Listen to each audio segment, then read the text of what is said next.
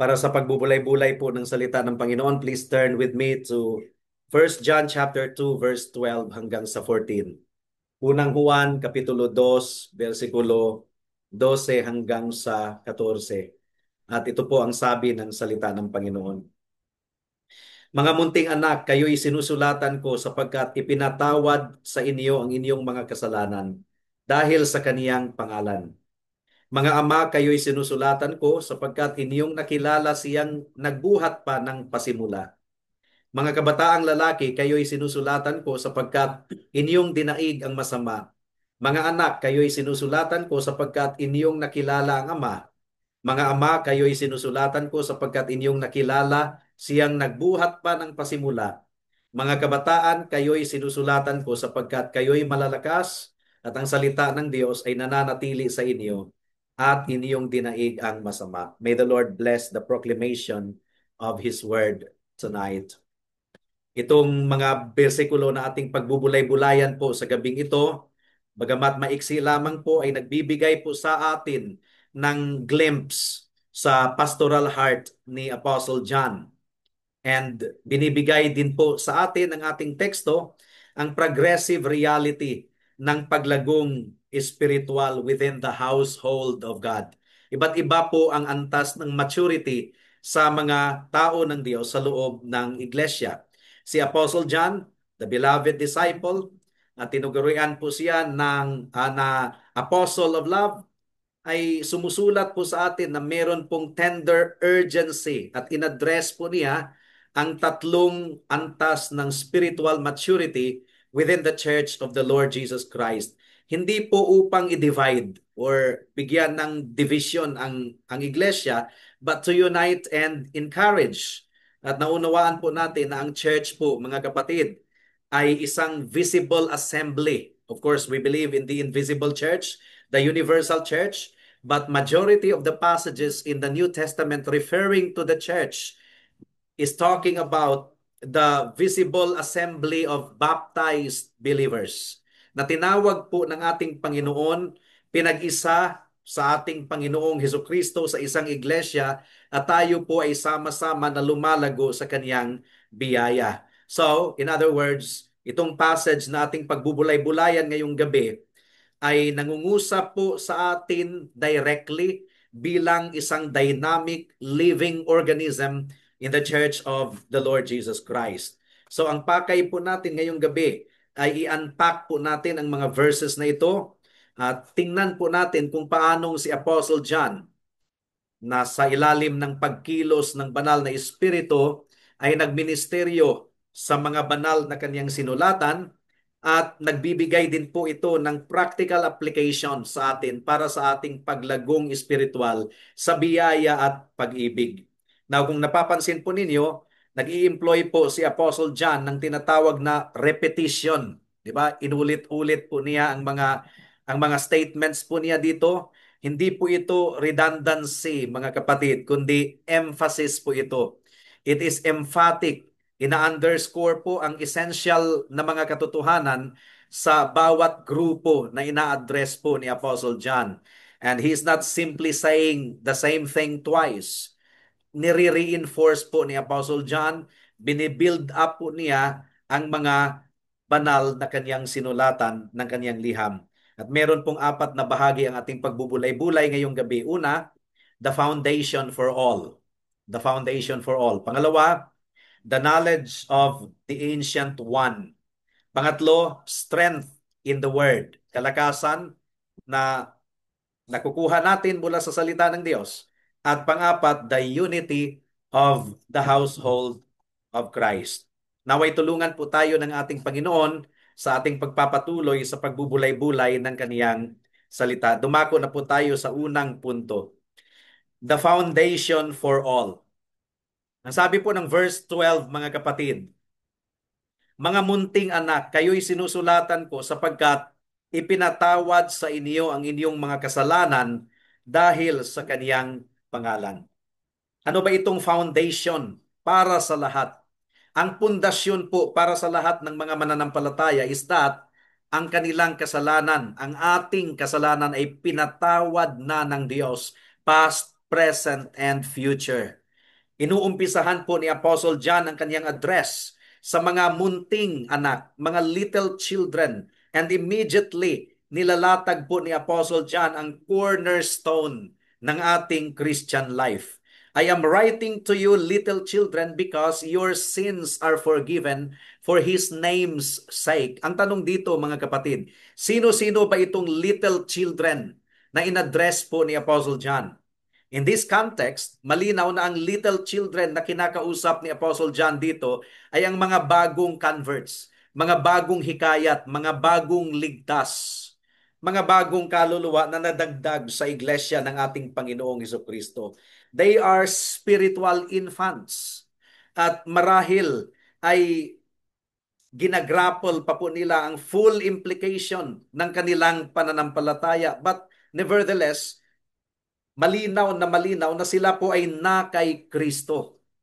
Pero ano po ang pinaka-crucial truth na ni-remind ni Apostle John sa kanila na dapat po nilang mag-grasp at dapat po nating mag-grasp bilang mga mananampalataya sa ating Panginoong Hesukristo? Hindi po ang kanilang duties, hindi po ang theological treatise, confession of faith, although that is important, but the glorious liberating truth of forgiveness. Ito po ang unang nilatag ni Apostle John sa mga infant believers na ito. Binigyang assurance that your sins are forgiven for His name's sake. At mga kapatid, ito po yung bedrock ng ating kaligtasan. Hindi po dahil sa ating mabubuting bagay na ating ginawa na tayo ay naligtas. Hindi po sa ating magagawa, but solely for the sake of the name of the Lord Jesus Christ, for the glory of Christ, in accordance with God's righteous character and redemptive purpose. At ito ay biyaya lamang po ng ating Panginoon. Gaya ng uh, inarticulate po ng ating Confession of Faith, chapter 11. Ang sabi po patungkol sa justification or pag-aaring ganap, justification is an act of God's free grace unto sinners in which He pardons all their sins. Purihin po natin ang ating Panginoon. Lahat po ng ating kasalanan ay pinatawad po ng ating Panginoong Hesukristo. At ano po ang batayan? Ang dugo na kanyang pinadanak doon sa cross ng Kalbaryo. Ito po ang pundasyon. Ito po ang bedrock ng ating pananampalataya. We are a forgiven people. At hindi lang tayo forgiven people na tinanggal ang ating kasalanan, kundi dinamitan tayo ng katuwiran ng ating Panginoong Hesukristo. Now, ano ba ang profound implication na ito? Ito talaga yung assurance na binigay ni Apostle John para sa mga spiritual infants, para sa mga bagong converts. Bakit po? Bago pa po tayo makapaglingkod ng tunay sa ating Panginoon, bago pa po tayo maka-exercise ng tunay na pag-ibig, bago pa po tayo lumago sa ating pananampalataya, kailangan po nating maunawaan at malaman na tayo po ay pinatawad. We must know that we are forgiven. Kung pakinggan po natin si Martin Lloyd-Jones sa kanyang exposition sa liham ni Apostle Paul sa Book of Romans, in-emphasize ni Martin Lloyd-Jones na ang assurance of salvation ay hindi po yan siya optional extra para sa Christian life. Assurance of salvation is a vital necessity para sa ating masigasig na paglilingkod sa ating Panginoon at sa ating pamumuhay dito sa mundo. Paano po ba tayo makapaglingkod sa Kanya ng may kapayapaan at may kagalakan kung ang bigat ng kasalanan na hindi pa napatawad ay palaging umuusig sa ating isipan at sa ating puso? We are not free to serve God and to grow spiritually if we still feel the weight of unforgiven sin. We have to understand that in the Lord Jesus Christ, lahat po ng ating kasalanan ay binura ng ating Panginoon. Pinatawad po, hindi dahil sa ating nagawa, kundi alang-alang sa pangalan ng ating Panginoong Hesukristo dahil sa kanyang ginawa doon sa cross ng Kalbaryo. Kaya ni-remind po ni Apostle John itong mga bagong believers na ito. At nire-remind po tayo ngayong gabi na kahit sa kanilang spiritual infancy, naaangkin po nila, nakakamtan po nila ang treasure na ito. The treasure of forgiven sins, eradicated sin. Itong kapatawaran na ito ay ekspresyon po ng hindi masukat na pag-ibig ng ating Diyos. Bakit? Dahil ang sinasabi po ng salita ng Panginoon sa 1 Peter chapter 4 verse 8, love covers multitudes of sin. At sino pa bang makahihigit sa pag-ibig ng Diyos sa mga makasalanan na tulad natin? He covered our multitudes of sins. By what means? He covered our multitudes of sins, past, present, and future, sa pamamagitan ng dugo ng kaniyang anak na si Hesus Kristo. Hindi po siya nagkikip ng record of wrong. Lahat ng ating kasalanan ay kanyang binura. At dapat itong katotohanan na ito ang siyang mag-udyok sa atin na ibigin natin ang ating Diyos at ibigin natin ang ating kapwa mananampalataya no matter how young in the faith you are, my dear brother or sister in the Lord. Kahit ikaw ay bata pa sa pananampalataya, if you understand fully that all of your sins are forgiven, past, present, and future, for the sake of the name of Jesus Christ, who shed his blood on the cross of Calvary, who obeyed the demands of God's law, holy law. Dahil sa ginawa ni Kristo, lahat ng kasalanan mo ay pinatawad, past, present, and future. Again, ito po ang bedrock. This is really the foundation for all of our service and our love for the brethren, knowing that our sins are forgiven. At inaddress po ito ni Apostle John sa mga bagong hikayat, sa mga spiritual infants, sa mga spiritually babes. This is the foundation of our faith. Pangalawang punto, the knowledge of the ancient one. Pangalawang grupo na inaddress or kinausap ni Apostle John ay ang mga tatay, fathers, patres in Greek language. Those who have walked with Christ for a longer time. Sa madaling sabi, ang mga spiritually mature ay kinakausap din po ni Apostle John. And dalawang beses po niyang inulit ang kaniyang address sa mga fathers. Ang ibig sabihin, mahalaga po talaga ito. Dahil inulit po niya ito ng dalawang beses. Ang sabi po sa verse 13, unang bahagi, mga ama, kayo'y sinusulatan ko sapagkat inyong nakilala siyang nagbuhat pa ng pasimula. And then sa pangalawang bahagi ng verse 14, ang sabi po, mga ama, kayo'y sinusulatan ko sapagkat inyong nakilala siyang nagbuhat pa ng pasimula. Same language, same terminologies. Not for the sake of redundancy, but for the sake of emphasis. Kaya inulit po ito. Dalawang beses po itong binigkas ni Apostle John. Sapagkat nakilala siyang nagbuhat pa ng pasimula. Ano bang ibig sabihin itong nagbuhat pa ng pasimula? This is very significant because it points to Jesus Christ himself, who is eternal, co-existent with the Father. He is the very Word of God na sa pamamagitan po niya ay nilikha ang buong mundo. In the beginning was the Word, and the Word was with God, and the Word was God. Now, sino-sino ba itong mga tatay, mga father na in-address ni Apostle John? The fathers ay hindi lamang sila yung nakapakinig or nakarinig patungkol sa ating Panginoong Hesukristo, but they have known the Lord Jesus Christ experientially for a long time. They have walked with the Lord Jesus Christ intimately over years of communion and discipleship. Ang kanilang pagkakilala sa ating Panginoong Hesukristo ay hindi po theoretical, but it is relational and deep-seated. At salamat po sa Panginoon, meron pong mga ganito sa iglesia ng ating Panginoong Hesukristo. At sana po ay ma-achieve po natin ang level na ito ng spiritual maturity. Now, ano bang ibig sabihin nito? If we have known the Lord Jesus Christ who is from the beginning, ang ibig pong sabihin nito is that naunawaan po natin ng may kalaliman ang kanyang persona, ang kanyang pagkilos sa ating buhay, ang kanyang character, at ang kanyang walang hangganang layunin. Hindi lamang po ito intellectual na pagkakilala, but it is really transformative. It is a life-shaping apprehension of who God is.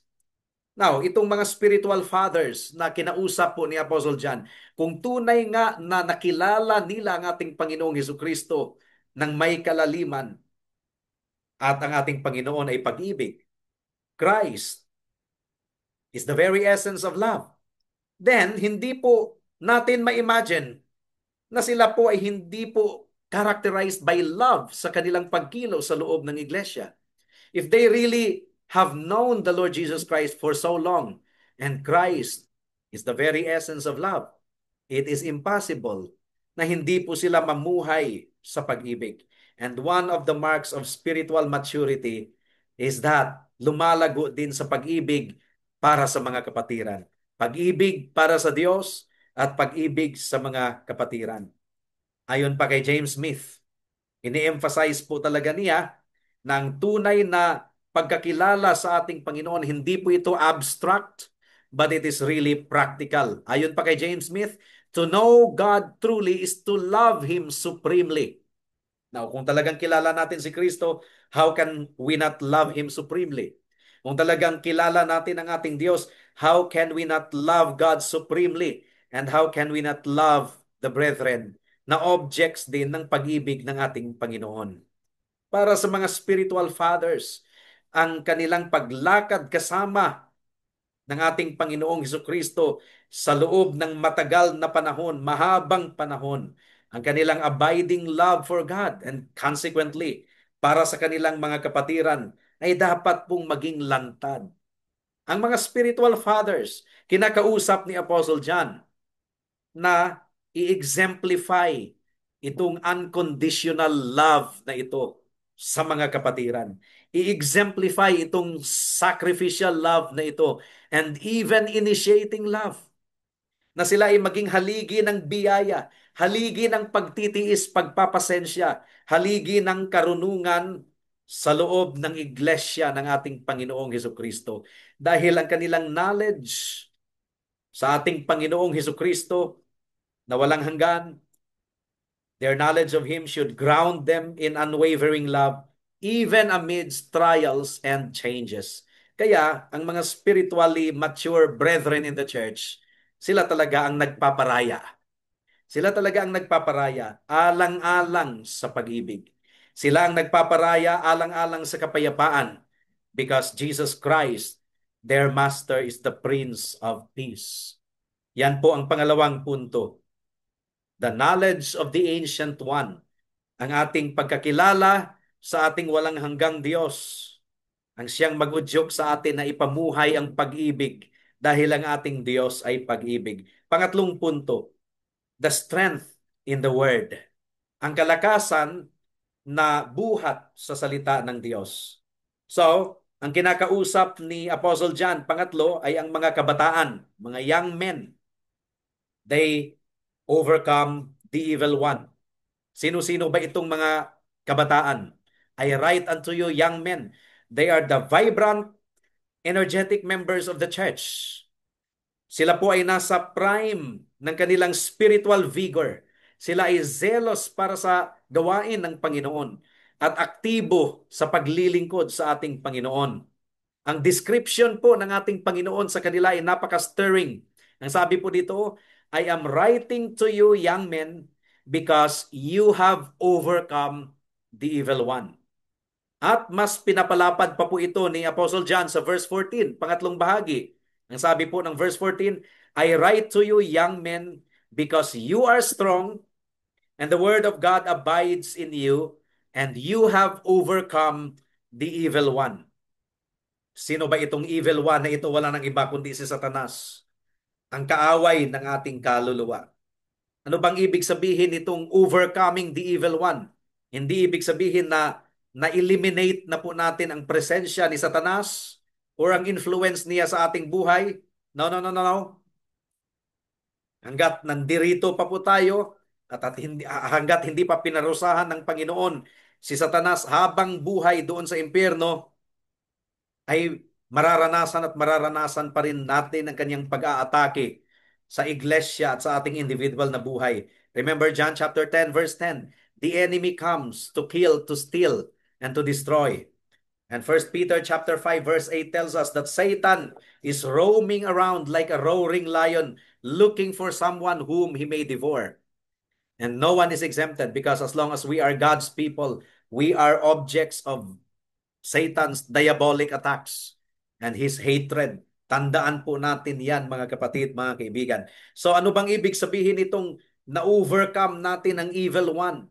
It means that we have gained victory in the spiritual battle. Paano po natin na-overcome ang masama? Ang sabi po ni Apostle John, because you are strong and the word of God abides in you. Now, paano po sila naging malakas? Dahil likas po na sila na mayroong kalakasan? No, no, no, no, no. Ang kanilang kalakasan at ang kalakasan po natin ay hindi po inherent physical or mental prowess on our part. Ito ay kalakasan na nagmumula sa ating Diyos mismo. At paano po natin nakamtan ang kalakasang ito? Sa pamamagitan ng pananatili natin sa kaniyang salita. Sa kaniyang salita. Di ba? Ang sabi po dito, I write to you, young men, because you are strong, and the word of God abides in you, and you have overcome the evil one. So, the word that abides in us, the word of God, causes us to be strong, and it gives us victory against the evil one.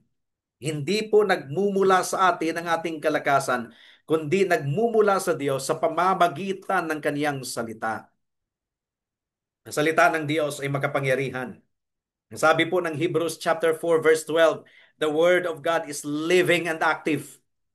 And therefore, it is our responsibility to read and meditate upon the word of God every day upang tayo ay magkaroon ng kalakasan. The word of God is living and active, sharper than any two-edged sword. Yun ang sinasabi ng Hebrews chapter 4 verse 12. At ang salita ng Diyos ang tanging sangkap or ang sangkap niya upang pabanalin ang kaniyang mga tao at i-equip ang kaniyang mga tao.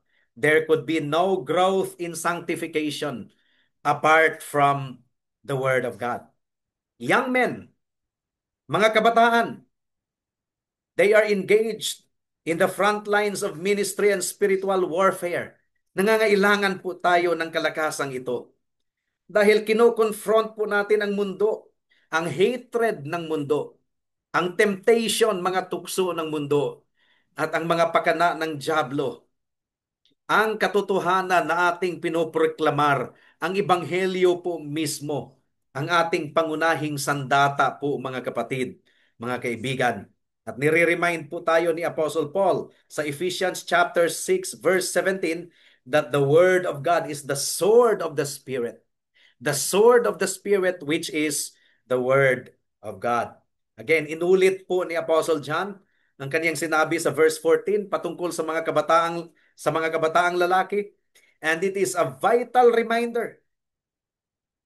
Samantalang nalupig na nila ang masama, na-overcome, pero ang giyera, ang spiritual warfare ay hindi po tumitigil.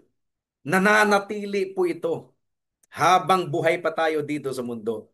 And that is why we must continue to be strong.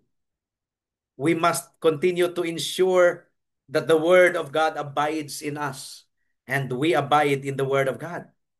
Ang tagumpay pala natin laban sa dyablo ay hindi po ito one-time event, kundi ito po ay isang nagpapatuloy na proseso.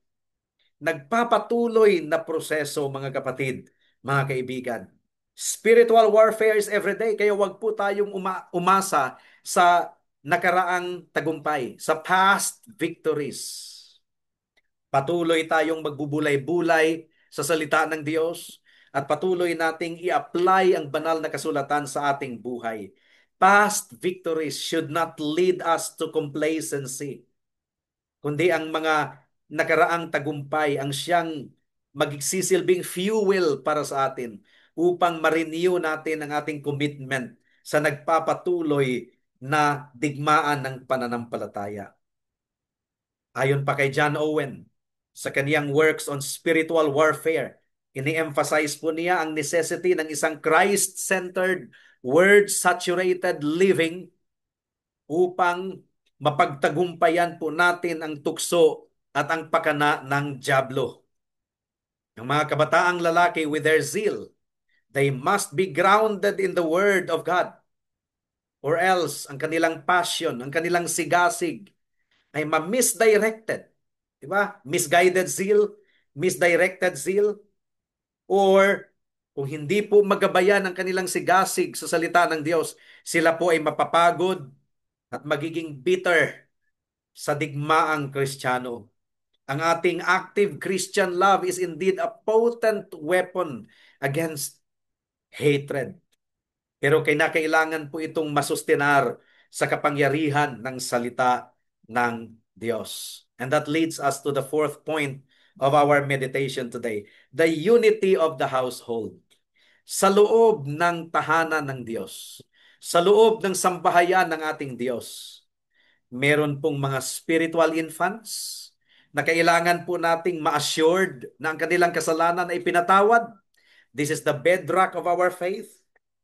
Meron pong mga spiritually mature people na hinihimok, ini-encourage, ini-exhort na ipamuhay ang pag-ibig ng ating Panginoong Hesukristo, maging tularan, maging halimbawa sa bawat isa.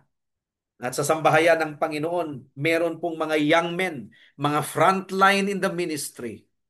With all their strength and zeal, they have an active engagement. Nakikipagbaka laban sa dyablo. Nangangaral ng salita ng Panginoon. It doesn't mean to say na ang mga spiritually mature ay hindi na nag-engage ng spiritual warfare. Mas lalo pa. At hindi rin po ibig sabihin ng mga spiritual infants ay hindi kasama sa spiritual warfare. No, they are part of the spiritual warfare. They belong to the company of Christ's soldiers, but they need encouragement. They need assurance that their sins are forgiven. Dahil ang peculiar temptation ng mga bagong hikayat, ligtas na ba kaya ako? Pinatawad na ba kaya ang lahat ng aking mga kasalanan? And so they need to be encouraged with the truth of the assurance of salvation na ipinagkaloob ng ating Panginoon sa lahat ng kaniyang mga tinubos. Now, kahit in-address po ni Apostle John itong tatlong distinct groups na ito, ang pinakatema na present sa tatlong grupo na ito ay ang pag-ibig, na tayo po ay mamuhay ng pag-ibig. Para sa mga spiritual infant, knowing that their sins are forgiven. Wala ba silang rason na ibigin nila ang Diyos at ang kapwa? They have been forgiven of all their sins. And therefore, they should love the God who forgave them, the God who has forgiven them, and they should love the fellow redeemed. Paulit-ulit na in-emphasize po ni Apostle John ang pag-ibig. It is addressed to spiritual infants, it is addressed to spiritually mature, and it is addressed to the young men na frontliner in the ministry. Of course, hindi po pwedeng maging bitter ang ating puso. Kung ang ating puso ay punong-puno ng bitterness, ay wala po tayong karapatan na maglingkod sa ating Panginoon. Now, bakit inulit-ulit ni Apostle John ang kaniyang address sa tatlong grupo na ito? Gaya ng sinabi ko po kanina, for emphasis and retention. For emphasis and retention. Pero higit pa diyan, mga kapatid, mga kaibigan, it is to impress upon each group na meron po silang unique contribution and responsibility within the body of Christ. At upang mapaalalahanan po ang mga kapatirang ito concerning the fundamental truths na nag-unite po sa atin, wala nang iba kundi ang ating Panginoong Hesukristo. Kung ating pakinggan po si Martin Lloyd-Jones, tinuro po niya sa atin during his time ang balanced Christian life. And I want to share them with you right now as part of our meditation. Balanced Christian life, rooted in sound doctrine, na meron pong ebidensya ng tunay na experience At nai-express po natin ito, ipinamumuhay sa aktibong paglilingkod sa ating Panginoon. At inillustrate po ni Apostle John ang balance na ito para sa mga little children. Ang emphasis is on the glorious assurance of forgiveness. Yakapin po ang katotohanan ito. Dapat ang katotohanan ito ng ating kasalanan ay napatawad na. Dapat ito ang dahilan kung bakit ang ating puso ay lumulundag sa kagalakan at gratitude. Huwag po nating pagdudahan ang gracious provision ng ating Panginoon kay Kristo, the provision of righteousness and forgiveness. Itong kapatawaran na ito is the very wellspring of our love for Christ. Para sa mga spiritual fathers, para sa mga mature, ang call po ng mga spiritually mature is to embody and demonstrate the deepest knowledge of Christ. At itong knowledge na ito ay makikita sa pag-ibig sa Diyos at sa kapwa. Ang buhay ng mga spiritually mature people ay isang buhay na patutuo to the enduring faithfulness of the Lord Jesus Christ. Sa madaling sabi, mentor. You are to mentor. You are to encourage. Mentor ha, hindi tormentor. Mentor, encourage, at maging stable figure para sa mga younger generation. At para sa mga young men, mga frontliner in the ministry. Ang kalakasan po ninyo ay hindi po nagmumula sa inyong sarili, kundi sa salita ng Diyos. Sa Diyos mismo na kumikilo sa pamamagitan ng kaniyang salita. Patuloy na mag-immerse sa banal na kasulatan, sapagkat ang banal na kasulatan ng ating sandata laban sa masama. The Word of God is the source of our endurance in the ministry. And the Word of God is the foundation of our zeal. I-channel po natin ang ating energy at ang ating alab sa paglilingkod sa kaharian ng Diyos. And let us always be discerning and applying God's truth sa ating buhay. Now, hindi lang po ito sa paglilingkod sa loob ng iglesia, kundi as the church is scattered throughout the week. Sa Lord's Day kasi, we are the church gathered sa Lord's Day. But throughout the week, kanya-kanya po tayo na humaharap sa mundo, naging asin at liwanag sa mundo, sa ating circle of influence. We are the church scattered in order to testify for Christ. Hindi lamang po ito sa gathered church, kundi sa scattered church na i-apply po natin ang salita ng Diyos sa ating buhay. So, ang 1 John chapter 2 verse 12 hanggang sa 14, hindi lamang po ito descriptive passage, but it is a prescriptive one. Piniprescribe po ito sa atin na tayo po ay lumago, na tayo po ay maging mature, and most importantly, ay mamuhay po tayo sa pag-ibig. Ikaw ba ay little child in the faith? I mean, bagong hikayat? Nakilala mo ang ating Panginoong Hesukristo kamakailan lang? Rest in the glorious assurance of your forgiveness in Christ. Dapat itong katotohanan na ito ang magsilbing gasolina ng iyong devotion. Ikaw ba ay spiritual father, mature, spiritual mother in the faith? Let your deep knowledge of Christ, who is from the beginning, ay makikita sa consistent and sacrificial love na pinapamalas ng buhay mo. Be steady and be wise in the presence of the infants in the Church of Christ. Dapat ang ating presensya ay maging encouragement sa mga kabataan na tumitingin sa atin. Ikaw ba ay young man or young woman, vibrant and zealous? Patuloy po tayo na maging malakas, hindi po sa ating sariling kalakasan, kundi sa pamamagitan ng salita ng Diyos na nananatili sa atin ng masagana. Fight the good fight, knowing na sa ating Panginoong Hesukristo, we will overcome the evil one because of our union with Christ. Ano ba ang sinabi po ng ating Panginoon? I have overcome the world. And if you are in Christ, you will overcome the evil one. At sa pamamagitan ng kaniyang kalakasan, patuloy po tayo na magtatagumpay. Naway bawat isa sa atin, regardless of our stage of spiritual maturity in the Church of Christ, tayo po ay magpatuloy na maging kawangis ng ating Panginoong Hesukristo. Patuloy po tayong lumago sa pag-ibig, lumago sa karunungan, at lumago sa kalakasan sa pamamagitan ng pananatili sa salita ng ating Panginoon. For it is by this that the world will know that we are His disciples. Sa pamamagitan ng pag-ibig po natin para sa isa't isa. Na para sa mga wala pa kay Kristo. If the description of the true disciples of Christ is loving God and loving the brethren, the description of your life, no matter what you say, is you are hateful and hating one another. Yun ang sinasabi ng Titus chapter 3 verse 3.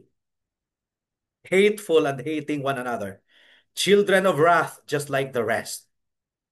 Pero ang lahat ng iyan ay merong lunas. Meron pong transformative power of the gospel. Merong radical change. If you repent of your sin, if you call upon the name of the Lord, hilingin sa Kanya ang bagong puso, ang kaligtasan mula sa pagkaalipin sa kasalanan, kaligtasan mula sa pagkamuhi, mula sa puot, mula sa hatred, magsisi sa lahat ng kasalanan at manampalataya sa dugo at katuwiran ni Kristo na siyang batayan ng kapatawaran ng ating kasalanan at ang ating pag-aaring ganap sa harapan ng Diyos. Through the Lord Jesus Christ, you will become new creation. If anyone is in Christ, he is a new creation. Hindi mo kayang baguhin ang sarili mo at hindi mo kayang linisin ang kaluluwa mo, kaibigan. Tumakbo ka papunta kay Kristo. Ang dugo ni Kristo ang may kapangyarihan upang linisin ang lahat ng kasalanan mo, burahin past, present, and future. At kung ikaw ay tumawag sa Panginoon ngayon din, your sins will automatically be forgiven. Past, present, and future. Ayaw mo ba yun? Magagalit ka ba na banggitin sa iyo ang kasalanan mo? Pangangalunya mo, pagsisinungaling mo, paglabag mo sa Sabbath, pagnanakaw, pagsuway sa mga magulang, pagsamba sa Diyos-Diyosan, magagalit ka ba na i-call out ang kasalanan mo? Ikagagalit mo ba na ipinapahayag sa iyo ngayon ang lunas sa kasalanan? Na sa ating Panginoon ay meron pong ganap na kapatawaran, He will abundantly pardon. Ikagagalit mo ba yan? When we offer free grace of salvation, justification from all of your sins, fleeing from the wrath to come, ikagagalit mo ba ang message na ito? Naway binuksan ng Panginoon ang puso at isipan mo na imbis na mag-react ka negatively, ay ikaw ay magmadali. Ikatuwa mo ito na kahit gaano pala kaitim ng kasalanan mo ay kaya palang patawarin ng ating Panginoon. Kayang linisin, kayang burahin sa pamamagitan ng dugo ng ating Panginoon. Huwag mo nang ipagpabukas pa ito, kaibigan. Lumapit ka kay Kristo at ikaw ay maligtas. Tayo po ay manalangin. Salamat po aming Panginoon sa mensahe ng inyong salita. At nawa po ay nangusap po ito para sa bawat isa sa amin. Anumang stage of our spiritual journey meron kami ngayon. Whether infant, fathers, spiritually mature, or young men zealous in the service, in the ministry of the Lord Jesus Christ. Ang common denominator is that kami ay mamuhay ng may pag-ibig sa inyo at pag-ibig sa kapwa. And through this, the world will know that we are your disciples, O God. Nawa ang bawat isa po sa amin ay lumagong tunay sa aming Panginoong Hesukristo. At sa mga kaibigan namin na wala pa sa Kanya, wala pa kay Kristo, naway kinausap ninyo sila, i-rescue sila, O Diyos, at ngayong gabi na nawa ang kanilang kaligtasan. Salamat po, aming Panginoon. Ito po ang aming samot dalangin sa pangalan ni Jesus. Amen.